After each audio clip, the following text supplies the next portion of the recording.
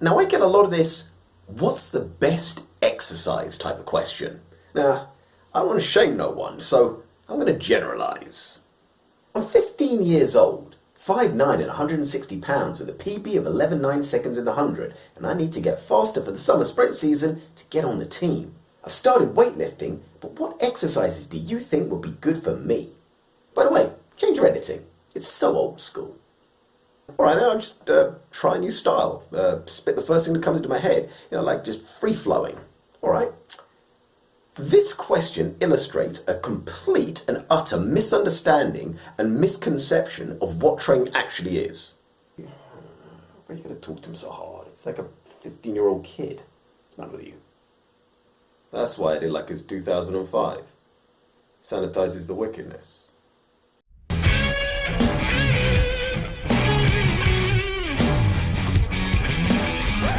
Preach! Testify! Okay, look, I'm not just getting loaded here on a Friday night and taking intellectual pot shots at commenters like some kind of disillusioned lecturer. I want to show you something. These questions normally start with some stats of various types, a brief history, and then there's the exercise question. It's like there's seeing some sort of correlation between the numbers, the history, and the exercise. Now, granted, I might have completely missed the point here, but I just have a completely different view on what exercise is. Training is physical school. Exercises are like lessons. And if you don't train, you're a physical dumbass. What? Okay, a training virgin. A newbie. A newbie? Is that a PC term now? Alright, I'm hip. But it's like not even going to school, and not even being homeschooled, just wandering the streets like some kind of urchin. So the question, what's the best exercise, is like saying, hey, yo, teach, what's the best kind of maths lesson? Algebra? Fractions? Quadratic equations? Long division? Tell me something. Now the answer to that question is, get out of my class. Kind of stupid, might affect the other students. Rogers, move away from him. But people asking in the comment section aren't stupid. The stupid don't ask questions.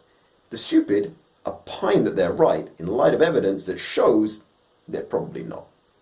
So why do people, lots of good, honest people, good, honest, hard-working, salt-of-the-earth types, why do they ask? I reckon it's because of the commercialization and the capitalization of fitness. If squats were a drug, I'd sell it by the gram. Keep my composure with my can of juice mousse. If fitness is a product, not a lesson, if it's a consumable, not a journey, if it's something that you get and use, then the best is a good question. I mean, why would you settle for something less than the best? I mean, which magazine was created around this very concept? Now, you know this term physical intelligence. Yeah, I know, Professor Jordan Peterson doesn't believe in that, but if he taught the language of physical movement, maybe he would. If you've got an aptitude to maths, they give you maths lessons and you just breeze through them. You're doing progressively harder and harder things in maths, and eventually you're at advanced maths in university. Now, if you've got an aptitude to physical movement, which is a neural discipline, they give you physical lessons and you can do them. But if you skipped class or didn't do the homework, then you're producing the sort of unintelligible nonsense that I spot in the comment section from time to time.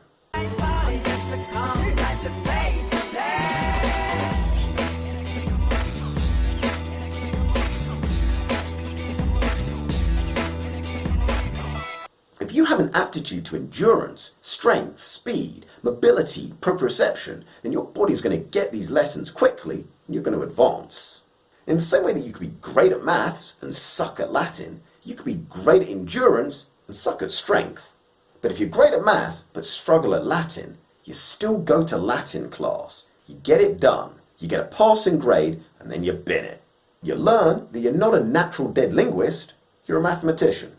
If you're great at strength but you suck at endurance, then you go to endurance class. You get a passing grade. Now, a passing grade for a strength athlete might just be decreasing the recovery or slightly increasing the reps. Now, you're not running a marathon here, but in the same way, you're not killing over from just walking down the shops. And this brings me back to the best exercise question. There is no best and worst because all exercise exists on a spectrum of movement, and those movements all start with the fundamentals.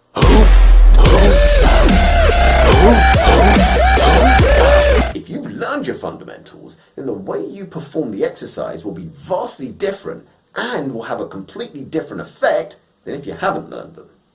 If you squat and you don't know how to bend, that's going to have a completely different effect than if you squat and do know how to bend.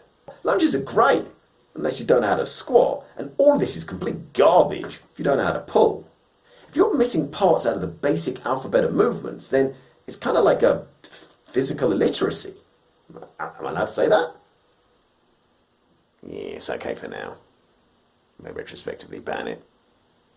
Every exercise has a purpose, and every single exercise has a point. They all serve a function. Now, I hate to be the kind of guy who answers a question with a question, but I got to be that guy. The question I ask you is, what's your biggest limiting factor? Answer that and you're one step closer to answering the best exercise question, because the best exercise is the one that helps you solve your biggest limiting factor. You know, it's Friday night, so I'm going to cut loose, get drunk on Lucozade, but I hope this helps.